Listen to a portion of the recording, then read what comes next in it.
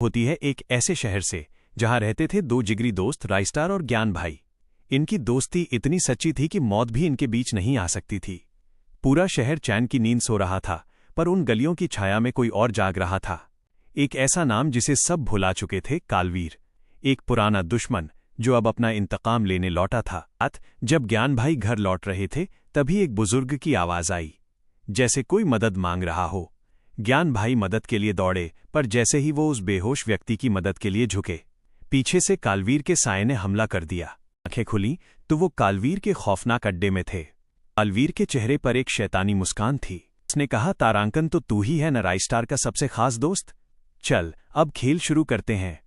जा बुला अपने दोस्त को, कह देना कालवीर ने बुलाया है और इस बार कीमत होगी उसकी दोस्ती। राइस्टार परेशान था। ज्ञान रात से गायब था। तभी फोन की घंटी बजती है। ज्ञान भाई की कांपती आवाज आती है, भाई कालवीर ने मुझे कैद कर लिया है, वो मुझे मारना चाहता है, राइस्टार भाई जरूर आना। ये सुनते ही राइस्टार की आंखों में गुस्से और दर्द की आग जल उठी। उसने अपने हथियार उठाए और निकल पड़ा उस अंधेरे की ओर जहां उसका दोस्त मौत से जूझ रहा था।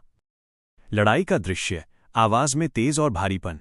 जैसे ही राइस्टार अड्डे पर पहुंचा, उसकी दहाड़ गूंज उठी, छोड़ दे मेरे दोस्त को, वरना तेरा अंजाम बहुत बुरा होगा।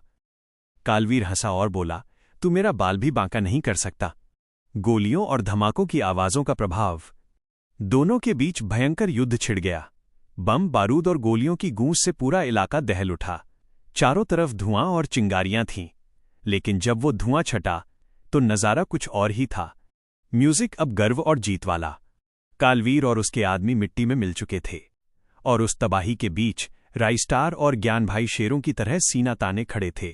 साबित हो चुका था कि जब दोस्ती अटूट हो तो काल भी उनका कुछ नहीं बिगाड़ सकता।